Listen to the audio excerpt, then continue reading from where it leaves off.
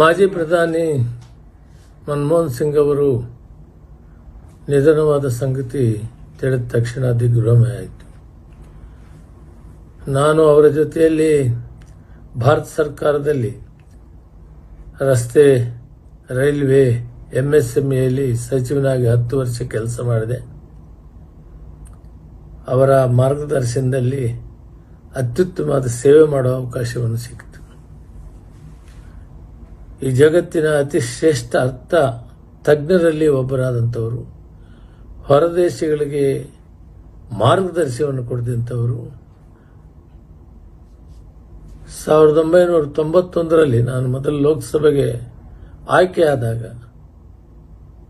ನರಸಿಂಹರಾವ್ ಅವರು ಪ್ರಧಾನಮಂತ್ರಿ ಆದಾಗ ಅರ್ಥ ಸಚಿವರಾಗಿ ಈ ರಾಷ್ಟ್ರ ಆರ್ಥಿಕ ಪರಿಸ್ಥಿತಿ ಕಷ್ಟ ಇದ್ದಂಥ ಕಾಲದಲ್ಲಿ ಈ ರಾಷ್ಟ್ರವನ್ನು ಬಹಳಷ್ಟು ಅಭಿವೃದ್ಧಿ ಮಾಡಲಿಕ್ಕೆ, ಆರ್ಥಿಕ ಪರಿಸ್ಥಿತಿಯನ್ನು ಸರಿಪಡಿಸಲಿಕ್ಕೆ ಅತಿ ಹೆಚ್ಚು ಕೆಲಸವನ್ನು ಮಾಡಿದಂಥವರು.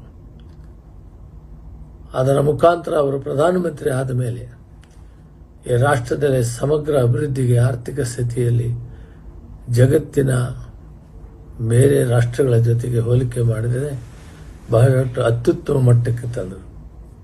ಎಷ್ಟೋ ರಾಷ್ಟ್ರಗಳು ಒಂದು ಸಂದರ್ಭದಲ್ಲಿ ಸಕಾಲಕ್ಕೆ ಹಣವನ್ನು ಕಟ್ಟದೆ ಅವರು ಡಿಫಾಲ್ಟ್ ಆದಾಗ ಮನಮೋಹನ್ ಸಿಂಗ್ ಅವರು ವರ್ಲ್ಡ್ ಬ್ಯಾಂಕ್ಗೆ ತಗೊಂಡಿದ್ದ ಸಾಲವನ್ನು 3 ತಿಂಗಳು ಮೊದಲು ಕಟ್ಟಿ ಜಗತ್ತಿನಲ್ಲಿ ಭಾರತ ದೇಶಕ್ಕೆ ಒಂದು ಬಹುಮಾನವನ್ನು ತಂದಂಥ ಕೀರ್ತಿ ಮನಮೋಹನ್ ಸಿಂಗ್ ಅವರಿಗೆ ಸೇರಬೇಕು. ಇಂಥ ಒಬ್ಬ ಅರ್ಥ ತಜ್ಞರನ್ನು, ಪ್ರಧಾನಿಯನ್ನು ನಾವು ಕಳ್ಕೊಂಡಿದ್ದೇವೆ.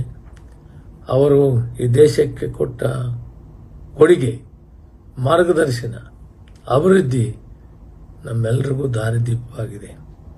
ಇಂಥ ಒಬ್ಬ ಮಹಾನ್ ಚೇತನವನ್ನು ಕಳೆದುಕೊಂಡ ಭಾರತ ದೇಶ ಇವತ್ತು ದುಃಖತಪ್ತವಾಗಿದೆ. ಅವರ ಆತ್ಮಕ್ಕೆ ಶಾಂತಿಯನ್ನು ಕೊಡ್ತೇನೆ. ಅವರ ಕುಟುಂಬ ಮತ್ತು ಅವರ ಅನುಯಾಯಿಗಳಿಗೆ ಈ ದುಃಖವನ್ನು ಭರಿಸುವ ಶಕ್ತಿ ಭಗವಂತ ಕೊಡಲಿ ಅಂತ ದೇವರನ್ನ ಪ್ರಾರ್ಥನೆ ಮಾಡ್ತೇನೆ. ನಿಮ್ಮ ಅವರ ಒಡನಾಟ ಹೇಗಿತ್ತು ಸರ್? ಅವರು ಪ್ರಧಾನಿಯಾಗಿದ್ದಾಗ ಎಲ್ಲಾ ಕೆಲಸಗಳಿಗೂ ಕೂಡ ನನಗೆ ಪ್ರೋತ್ಸಾಹ ಕೊಡ್ತಾ ಇದ್ರು. ಯಾವುದೇ ಒಂದು ಪ್ರಾಜೆಕ್ಟ್ ಇಂಥದ್ದು ಮಾಡಬೇಕು ಅಂದಾಗ ಒಳ್ಳೆಯದು ಮಾಡು ಅಂತ ಹೇಳ್ತಿದ್ರು, ಕರೆಕ್ಟ್ ಡೈರೆಕ್ಷನ್ಸ್ ಕೊಡ್ತಾ ಇದ್ರು, ಹೀಗೆ ಮಾಡಬೇಕು ಅಂತ ಹೇಳ್ತಿದ್ರು. ಕೆಲವು ಸಂದರ್ಭದಲ್ಲಿ ಅವರು ಕೆಲವು ಮುಖ್ಯಸ್ಥರನ್ನ ಇಂಥವ್ರನ್ನ ಭೇಟಿಯಾಗಿ ಅದರ ಸಲಹೆಯನ್ನು ಪಡೆದು ಮಾಡುವಂತ ಹೇಳಿದಂಥ ಸಂದರ್ಭಗಳು ಇದೆ. ಎಷ್ಟಾದರೂ ಸೌಮ್ಯ ಸಭಾ, ಯಾವತ್ತೂ ಕೂಡ ಕೋಪ ಮಾಡಿಕೊಳ್ತಾ ಇರಲಿಲ್ಲ. ಏನಾದರೂ ಹೇಳಬೇಕಾದ್ರೆ ನಿಧಾನವಾಗಿ ಹೇಳ್ತಿದ್ರು, ಯೋಚನೆ ಮಾಡಿ ಅಂತ ಹೇಳ್ತಿದ್ರು. ಯಾವತ್ತು ಆದೇಶ ಇದೆ ಮಾಡು ಅನ್ನೋ ಮಾತನ್ನು ಹೇಳಿಲ್ಲ. ಇದು ಕೆಲಸ ಮಾಡಬಹುದು, ಇದನ್ನು ಮಾಡಿ ಅಂತ ಹೇಳ್ತಿದ್ರು. ಅವರು ಬಹಳ ಸರಳ ಸಜ್ಜನಿಕೆ ಹೆಸರಾದಂಥವರು. ಯಾವ ಮಂತ್ರಿಗಳ ಜೊತೆಯಲ್ಲಿ ಕೂಡ ಅವರು ಸೌಮ್ಯದಿಂದನೇ ಮಾತಾಡ್ತಾ ಇದ್ರು, ಪ್ರೀತಿಯಿಂದ ಮಾತಾಡ್ತಿದ್ರು, ವಾತ್ಸಲ್ಯದಿಂದ ಮಾತಾಡ್ತಿದ್ರು. ಅವರ ಮಾತು, ಅವರ ಮಾರ್ಗದರ್ಶನ ನಮಗೆ ಅದೇ ಒಂದು ಆದೇಶವಂತ ಕೆಲಸ ಮಾಡ್ತಾ ಇದ್ವಿ.